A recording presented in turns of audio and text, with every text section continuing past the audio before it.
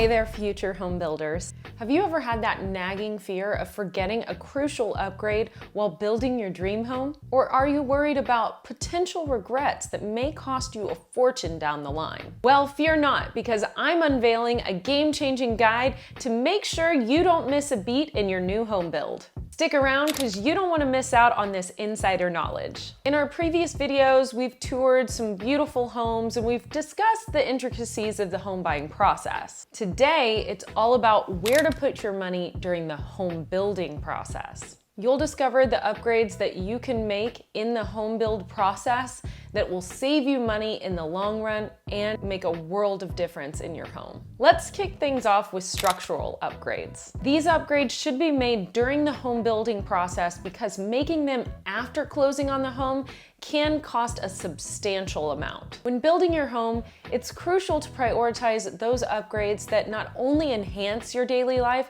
but also can add substantial value in the resale side. First up is walk-in showers. These not only add a touch of luxury to the bathroom, but are becoming a much sought-after feature by potential buyers. There are structural considerations when putting in a walk-in shower, so it's important to bring up this upgrade early in the process. Now, an island is a true game changer in the kitchen. Beyond being a statement piece and creating an open concept, they also add additional counter space for working and eating and entertaining, as well as additional storage. The reason for this being a structural upgrade is that oftentimes islands in Texas require that there be an electrical outlet there.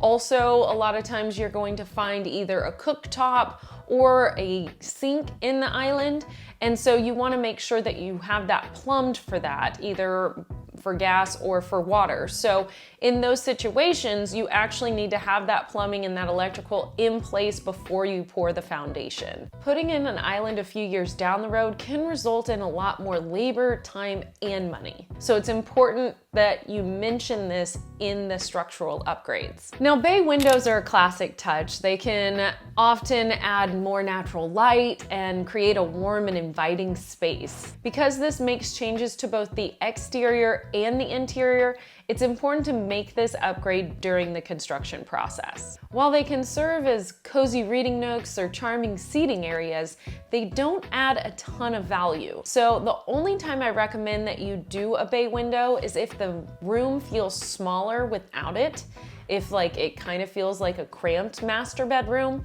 or if the neighborhood has a lot of bay windows. You could have a negative value impact if you don't have one, so I would recommend the upgrade if in those situations. Next on my list is putting in extra electrical outlets and making sure you have all the plumbing for any future upgrades you may want to make. While electrical outlets seems like a small detail, it is oh so important for our tech-driven lives. Ample outlets in the kitchen, garage, and bathroom should be considered for your lifestyle, as well as floor outlets. Consider the lighting in each room. Would it benefit to add in a floor lamp? If so, then you want to have that floor outlet, and those electrical outlets are laid prior to the pouring of the foundation. Therefore, they should be considered during that construction phase. Also, if you have a walk-in pantry, homeowners are increasingly adding outlets to their pantry for those frequently used appliances that they don't necessarily want out on their countertops. So you may consider putting in some outlets in there. Also, I mentioned considering the plumbing for any future updates. So if you want to add an extra bathroom, maybe a half bath, you've got the room, but you don't necessarily want to do it right now, you want to make sure that you still have the plumbing for it and you know where that plumbing access is for your contractor in the future.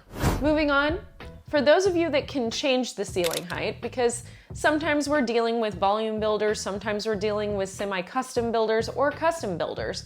So if you can change that ceiling height, I recommend at least 9-foot ceilings in a 2-story and likely 11-foot ceilings or higher for a 1-story living. Not only does it add an air of spaciousness, but it also contributes to a level of elegance in your home. Here's a Texas-specific tip. a third car garage. In our state, it's not just about parking, it's about storage. 3-car garages are a hot commodity, offering the extra space that you and potential future buyers may crave. Hello, Best Life Texas family. I'm Erica Parker, your queen of real estate and a certified new home sales agent. This is your channel for videos about living your best life here in Texas. Whether it's where you live or how you live, we want you to be living your best life now. Before we dive back in, if you like the content so far, go ahead and click that subscribe button and ring the bell so that you stay updated on all things home related. All right, let's step into the heart of the home, the kitchen. Investing wisely here can truly elevate your daily living experience and enhance the value of your home. Kitchens often sell a home. Since people tend to spend a couple to several hours in the kitchen, they not only want it to be functional, but also aesthetically pleasing. Let's talk storage. More specifically, the cabinets. I recommend you take the cabinets to 42 inches if they're not already coming standard at that size. If they do, then go ahead and take those cabinets up to the ceiling if you can, or add an extra level of cabinetry on top of those 42-inch cabinets. Maybe you have about another 12-inch cabinet. It not only adds extra storage, but also a level of sophistication. Now, I know I can't reach the top shelves of my cabinets without a step stool.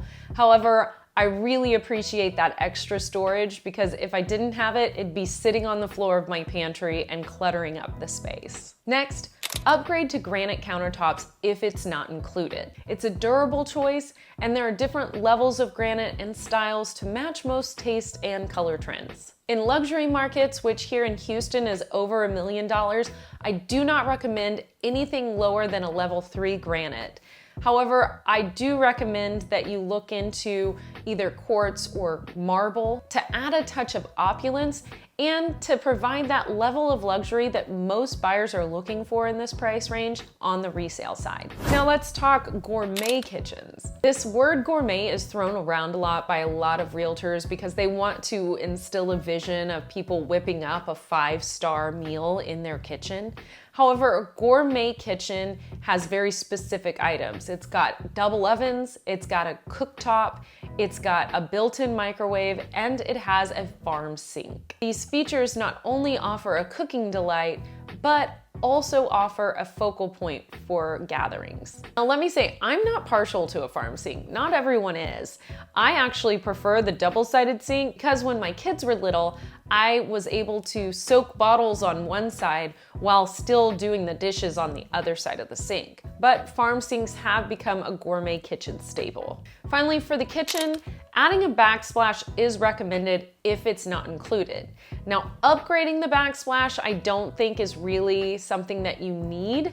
The only time I would say to upgrade it is if you have picked certain colors and you need a backsplash with certain tones and colors and veining that could add to the aesthetic of the home, but it will not necessarily add value to your home. So it's a personal choice. If you're looking for a specific look or color coordination, then I say go for it.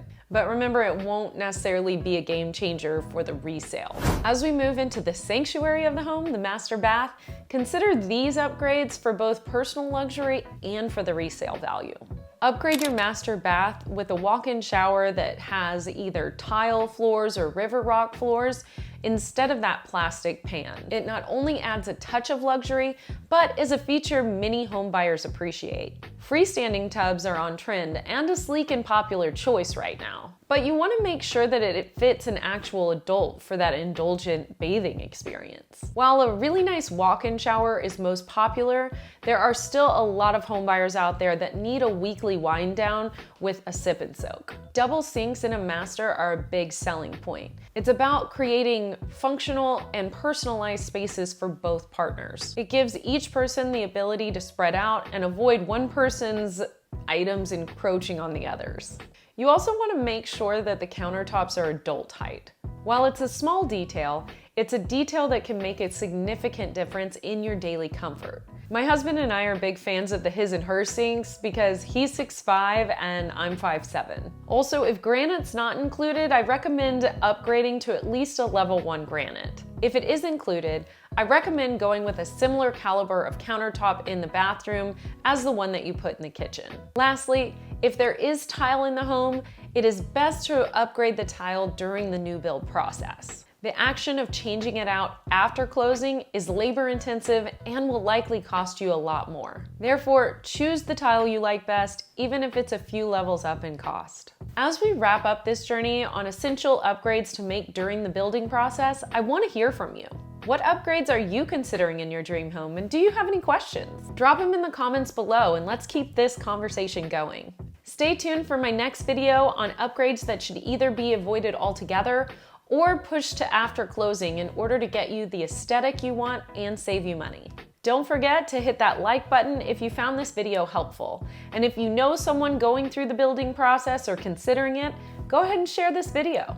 Before we sign off, as a thank you for hanging out with me until the end, here is a bonus new construction home tip. Many builders will tout amazing deals with their preferred lenders. However, I highly recommend getting pre-approved with both their inside lender and an outside lender and comparing the APRs. APR is the annual percentage rate, and it's known as the cost of the loan. Oftentimes, new home builders will claim that their lender is giving you closing costs and this amazing low interest rate, but when you actually look at the numbers, those funds are going to buy the rate down, and therefore those closing costs aren't going towards your other closing costs that you thought it was covering. In addition, on inventory homes, builders often have higher prices for those people that are using their lender and getting closing costs back. They will sometimes market one home in the neighborhood at a lower price to show those buyers that have their own lender or can pay all cash what they would pay for it. This price is usually anywhere from $10,000 to $30,000 less. Knowing these little details in new home construction can make a big impact. That's why having a realtor on your side during the negotiations is so important. Well, that's a wrap for today, Best Life Texas fam. Thank you for joining me on this adventure through the world of must-do new construction upgrades. Until next time, I'm Erica Parker, helping you to live your best life here in Texas. Bye for now.